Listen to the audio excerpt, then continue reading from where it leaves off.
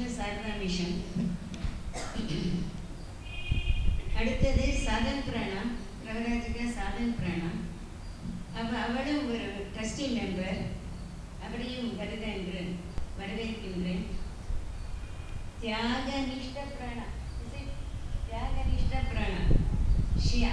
She was here only. இங்கே தான் இருந்தார், முதல்ல இங்கே தான் ஜாயின் பண்ண, இப்போ குண்டூரில் இருக்கா. அவளை இங்கே கூப்பிட்டுருக்கேன் இந்த இதில் பேசுறதுக்காக, அவளையும் வருவேன் என்று.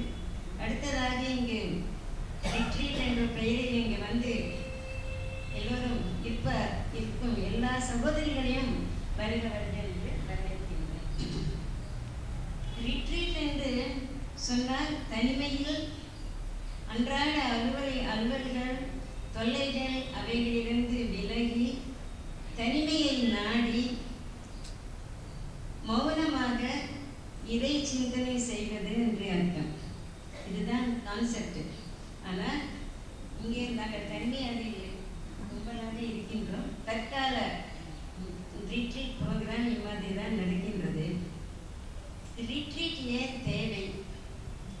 முன்காலத்தில் தான் நம் தாய்மார்கள் பாட்டிமார்கள் அதற்கு முன்பு எல்லாம் ரிட்ரீட் என்ற வார்த்தையே கேட்டது கிடையாது. அந்தர்யோகம்னு தமிழில் சொல்கிறோம், சம்ஸ்கிருதத்தில். ஆனால் அதுக்கு தேவை இல்லாமல் இருந்தது. ஏன்னால் அப்பொழுது வாழ்க்கை முறை இறை சார்ந்ததாக இருந்தது. இப்பொழுது அந்த மாதிரி இல்லை. இப்பொழுது பல தொல்லைகள், பல பிரச்சனைகள், எல்லாம் ஒவ்வொரு சிறிய விஷயத்திற்கும் நிறைய ஸ்ட்ரெஸ் அண்ட் ஸ்ட்ரெயின் இருக்கின்றது. இரண்டாவது, மனது இயற்கையாக இறைவனை நாடுவதும் இல்லை பெரும்பாலும். ஆதலின் இடையிடையே இயற்கமான ரிட்ரீட் அந்தர்யோக ப்ரோக்ராம் தேவையாக இருக்கின்றது. குடும்பத்திலும் அத்தகைய சூழ்நிலை இல்லை. ஆனால் பல தொல்லைகள், பிரச்சனைகள், அவைகளை எதிர்த்து போராட வேண்டும் என்றால் ஒரு ஆன்மீக அஸ்திவாரம் இருக்க வேண்டும். அந்த ஆன்மீக பக்தர்களுக்கு அந்த ஆன்மீக அஸ்திவாரம் இருக்கின்றது. ஆனால் இடையிடையே சரிபார்த்துக் கொள்ள வேண்டும். கடிகாரத்தை சரிபார்த்துக் கொள்வது போல், சரிப்படுத்துவது போல் எவ்வளவு தூரம் நாம் இறைவனை சிந்தனை செய்ய முடிகின்றது என்பதற்காக இந்த மாதிரி ப்ரோக்ராம் அதற்காக தேவை. அமுத மொழிகளில் இரண்டாவது சங்கத்திலேயே குருதேவரிடம் கேட்கின்ற மனதை எப்படி இறைவனிடம் செலுத்துவது என்று குருதேவர் சொல்கின்றார். ஈஸ்வர ஜபம், நாம ஜபம், நாம சங்கீர்த்தனம், சத் சங்கம், அதற்கு பிறகு விசார புத்தி, அதுவும் தேவை. அதாவது எது நல்லது, எது பொல்லாது, எது நித்திய வஸ்து, எது அநித்திய வஸ்து, இந்த ஒரு விசார புத்தியும் தேவை என்று சொல்லுகின்றார். அதனால் இந்த இடத்துல இந்த ப்ரோக்ராமில் நாம ஜபம் இருக்கிறது, நாம சங்கீர்த்தனம் இருக்கின்றது, விசார புத்திக்காக சொற்பொழிவுகள் இருக்கின்றது.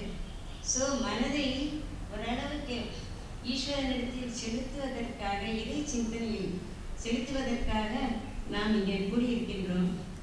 அன்னையார் வாழ்ந்து காட்டினார். இறைவனையே மையமாக கொண்டு எல்லா செயல்களையும் அவருடைய செயல்களாகவே கருதி அவருடைய கருவியாக வாழ்ந்து காட்டினார். அந்த வாழ்க்கை நம்மால் அவ்வளவு முடியவில்லை. அதற்காக முயற்சி பண்ணுவதற்காக இந்த அன்னையார் ரிட்ரீட் என்ற சிந்தனையை செய்தது கிடையாது. தனி முறையில் போனதும் கிடையாது. சேஞ்ச் வேணும் என்றும் விரும்பியது கிடையாது. பல தொலைகளுக்கு இடையில் இறைவனை மையமாக கொண்டு இறை சிந்தனையில் ஈடுபட்டு எவ்வாறு அமைதியாக ஆனந்தமாக வாழ முடியும் என்பதை காட்டியுள்ள, அதை பின்பற்றுவதற்காக நாம் இடையிடையே இந்த மாதிரி கூடி நம் மனத்தை தூய்மைப்படுத்திக் கொள்வதற்காக, உறுதிப்படுத்திக் கொள்வதற்காக, ஸ்ட்ரென்த் வருவதற்காக நாம் இதை கூடியிருக்கின்றோம். எல்லோரும் நற்பயன் அடைய வேண்டும் என்று அன்னையார்